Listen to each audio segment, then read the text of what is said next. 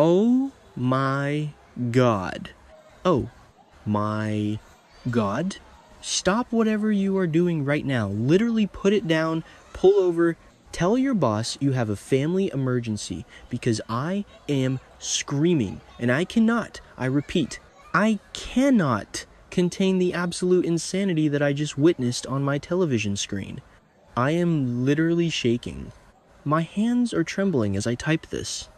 I feel like I just ran a marathon and then got hit by a bus of pure emotional devastation. General Hospital just delivered the most unhinged, chaotic, jaw-dropping exit for a character I have ever seen in my entire life. And I need to talk about it immediately, or I am going to spontaneously combust. Okay, so listen. We knew Katelyn MacMullen was leaving, right? We knew she had new projects or whatever. Good for her, get that bag, girl, but I did not. In my wildest fever dreams, think they would write Willow tight out like this. I'm talking full-blown, high-octane, blockbuster movie, villain exit. It was tragic, it was terrifying, and honestly, it was kind of iconic. I'm still processing. I'm literally sitting here with my mouth open, staring at the credits like a lunatic. Let's take it back to the beginning because my brain is spinning and I'm jumping all over the place. Okay?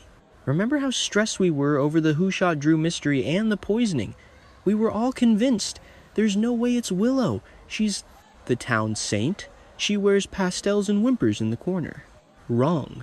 So wrong. The truth has finally come out, and don't even get me started on that reveal because I actually screamed, I knew it at my TV, even though I definitely didn't, but yes, it was Willow. Our sweet fragile Willow was the one who poisoned Drew Kane, and she's the one who shot him months ago. What a twist. What a move. I can't even wrap my head around the shift from dedicated nurse to cold-blooded assassin. It's giving Nella Benson vibes, but darker because Willow was supposed to be the good one. Wait, I'm getting distracted by the crimes. We need to talk about the escape, because that is where things went from soap opera drama to... Wait, am I watching an action movie real quick? So, the walls are closing in right. The cops are onto her. The evidence is undeniable. I think they found the needle or the gun or something. I was too busy hyperventilating to catch the specific forensic detail, but basically Willow realizes it's over. The gig is up. And instead of, I don't know, turning herself in and crying to Michael about how she did it for the family or some nonsense, she goes full dark side. She decides the only way out is to grab the kids and run. And this is where I lost my mind. She tries to kidnap Wiley and Amelia. Her own kids.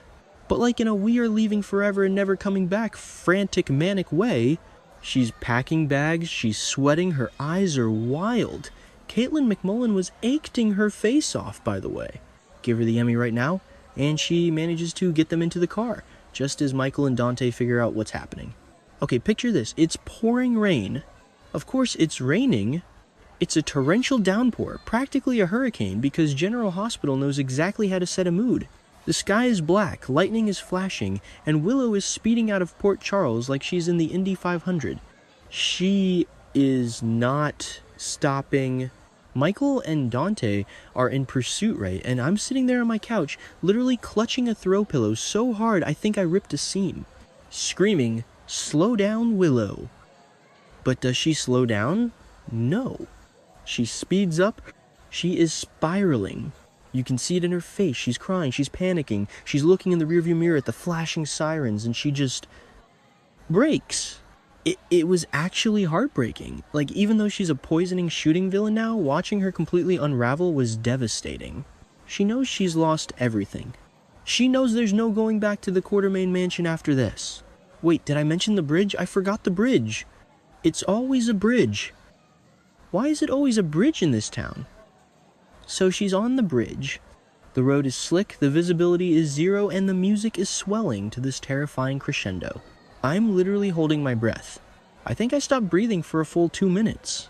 Michael is right behind her, probably screaming into his steering wheel, and Dante's on the radio trying to get back up, but it's too late. It's too late.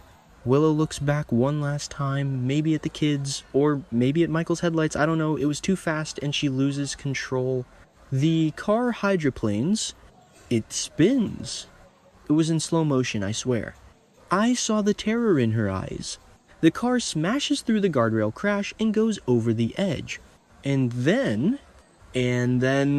the explosion. You guys, the explosion was massive. I'm talking fireballs, smoke debris flying everywhere. It wasn't just a little poof, it was a catastrophic earth-shattering boom. I literally jumped off my couch. I spilled my water. I scared my cat. I was standing in the middle of my living room with my hands on my head yelling, "No! No way." They did not just do that. But they did. They really did. Michael and Dante pull over, they run to the edge of the bridge, and they're just staring down at this inferno in the water below. The look on Michael's face, I can't. He looked broken. He looked like his soul just left his body. I mean, say what you want about Michael, and I have said a lot about Michael, believe me, but watching the mother of his children, well, adopted, biological mess, you know the drill, drive off a bridge and explode. That is gonna mess him up for life. And here is the kicker, the police report.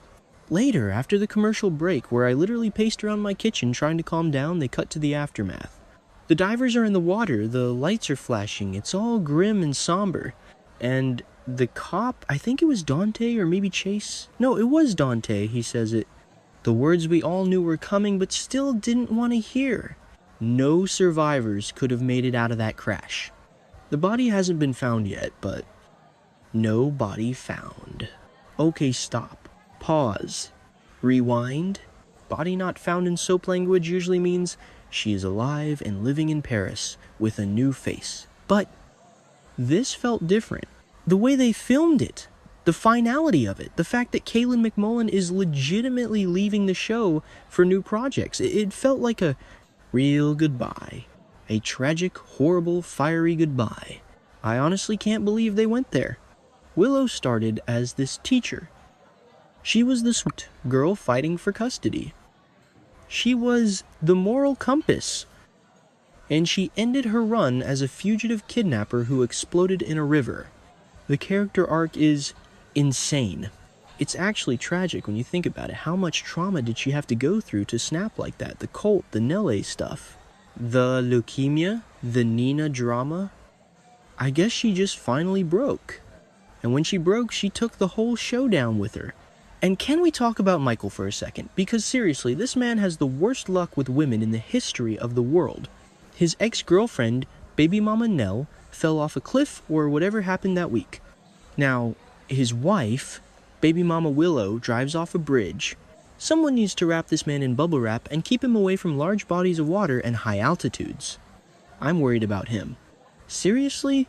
He just stood there in the rain watching the flames and didn't say a word. It was chilling. I'm also freaking out about the kids. Wait, did the kids get out? Oh my god. I forgot to mention. Okay, so right before the crash, in the chaos, I'm pretty sure the kids weren't in the car when it went over, or maybe they were rescued. Wait, my brain is moving faster than my fingers. The prompt said she tried to kidnap them to flee. Okay, let me reprocess. The chase happened. She was fleeing. The crash happened. If the kids were in that car? No, the show wouldn't do that. They wouldn't. Michael must have gotten them out before she took off, or she dropped them, or... Okay, I need to rewatch that part because I was screaming too loud. But the tragedy focuses on Willow. The note of mourning is for her. So she died alone in that car. Yeah, that makes sense. She lost control in the rain while fleeing. The kids are safe. Thank God. I would have actually thrown my TV out the window. But still. Willow. Dead. Presumably. It's just so... dark. It's a sad, silent note to end a tumultuous life. That's what the vibe was. It wasn't triumphant. It wasn't gotcha. It was just sad. A waste of a life. She had so much potential, and she threw it all away because she couldn't face the consequences of her actions. And honestly, Katelyn MacMullen deserves a standing ovation. To take a character who was kinda boring for a while, sorry, but it's true, and turn her into this complex, desperate, dangerous woman in her final weeks. Genius. The look in her eyes when she realized she was trapped, chills. Literal chills. I'm going to miss her. I know, she turned into a villain, but I'm going to miss the drama. I'm going to miss yelling at her. I'm going to miss her judging everyone while secretly being the worst one of all. It was a dynamic we needed. Who is going to be the hypocritical moral center of Port Charles now? I really hope this isn't the last we see of her, but with the new project's announcement, it really feels final. And the no body found thing is just to keep us tortured, I know it. They want us to have that 1% hope, so we keep watching. Well, joke's on them. I'm watching anyway, because I need to see how Michael handles this. And Dante. Dante witnessed it. He chased her to her death. The guilt. The drama. I can't believe this is real life. I need a drink. I need a support group. I need to tweet Katelyn and tell her she ruined my life in the best way possible. Rip Willow Tate. You were wild, you were messy, and you went out with a literal bang. I'm done. I'm actually done. I can't speak.